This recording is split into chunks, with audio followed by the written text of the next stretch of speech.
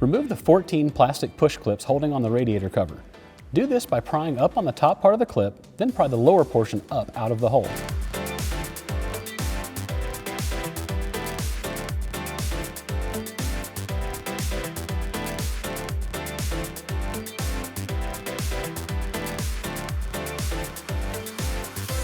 Remove the radiator cover and set it aside.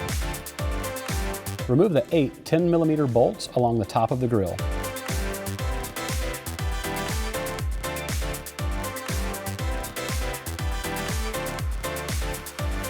With the bolts removed, gently but deliberately pull the top of the grille forward to release the clips that hold it and tilt it forward. With the grille tilted forward, get a pry tool and press down on the 4 metal clips, there'll be 2 on each side, to release them. After releasing each clip, pull the grille away from the truck with light pressure, then disconnect the washer fluid hose fitting by prying up on the side of the locking collar, then slide the hose fitting off. Pull the grille forward and remove it from the truck and set it aside for now. Remove the 1 10mm bolt from the top of the headlight and the 2 10mm bolts from the front of the headlight. Remove the 1 10mm bolt on the lower corner of the headlight. This bolt is located behind the rubber seal in between the fender and the bumper. Pull the headlight forward to release it from the truck. Lean the headlight forward so that you can access the headlight connectors.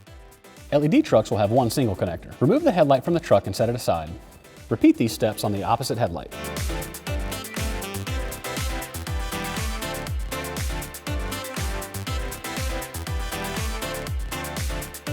With the Morimoto XB mode selector keys, you can decide what style you'd like for the daytime running light and the turn signal. The red key is going to be a white DRL with a fade-off turn signal. The blue key is going to be a white DRL with a sequential turn signal. The green key is going to be an amber DRL with a fade-off turn signal. And lastly, the black key is going to be an amber DRL with a sequential turn signal. Install these mode selector keys for your preferred mode into the 3-pin connector on the back of each headlight. If you have purchased the Morimoto XB Supercharged headlight drivers, which are sold separately and for off-road use only, remove the 3 Phillips head screws, securing the standard headlight driver to the back of the headlight. Pull the driver off the housing and depress the clip on each of the driver connectors and pull to disconnect the driver from the internal headlight wiring. Apply a thin layer of dielectric grease to the outer edge of the seal on the new driver. Connect the new supercharged driver to the internal headlight wiring, making sure the tab on each of the connectors clips securely into place. Press the supercharged driver straight into the mounting location, making sure the rubber seal is seated properly and does not get pinched or bunched up. Secure the driver to the housing using the original Phillips head screws. Hand tighten them down in a star pattern to ensure the driver seats evenly against the housing. Locate the fuse box located under the hood on the passenger side by the firewall. Remove the 10 amp fuse from slot number 34 and insert the fuse tap into that slot. Route the harness out of the fuse box and make a notch in the side wall of the fuse box lid so that the lid can close over the grommet on the DRL fuse tap wire. Connect the second longest end of the DRL harness to the fuse tap.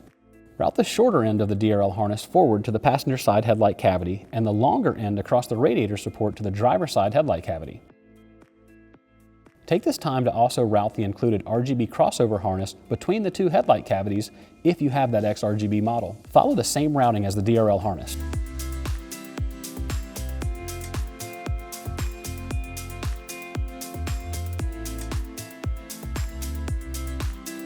Lift one of the new headlight assemblies up to the headlight cavity of the vehicle. Connect the DRL harness, the RGB crossover harness if applicable, and either your factory headlight connector for OE LED trucks or the input adapter harness for OE halogen truck to the back of the headlight housing. Slide the headlight onto the vehicle, ensuring that none of the wiring is pinched in the process.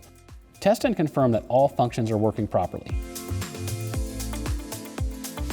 Secure the headlight to the truck using the factory hardware. Repeat all these steps on the other side of the vehicle. Reassemble the front of the vehicle in the reverse order of disassembly, then use the adjusters and a T30 Torx driver to adjust the vertical aim of the headlights. With the vehicle parked on level ground from 25 feet away from a wall, measure the distance from the ground to the optical center. Follow the instructions to properly align your headlight's low beam cutoff, which is the upper horizontal edge of the low beam, and you'll repeat this process for each projector. If the distance from the ground to the optical center is less than 34.5 inches, adjust the top of the headlight cutoff to the same height as the headlight measurement you took. If the height is between 35 inches and 39 inches, adjust the cutoff to 2 inches below your headlight measurement. If the height is greater than 39.5 inches, adjust the cutoff to 3 inches below your headlight measurement. If you're running the XRGB variant, the RGB daytime running light is controlled via an app on your smartphone. Download the free Morimoto XB app to get started. Once downloaded, open the app and follow the prompts on the screen to pair your phone to the headlights. Some function notes for that XB app are to make sure your app is set to output 1. To switch your daytime running light to white, simply slide the tone bar all the way down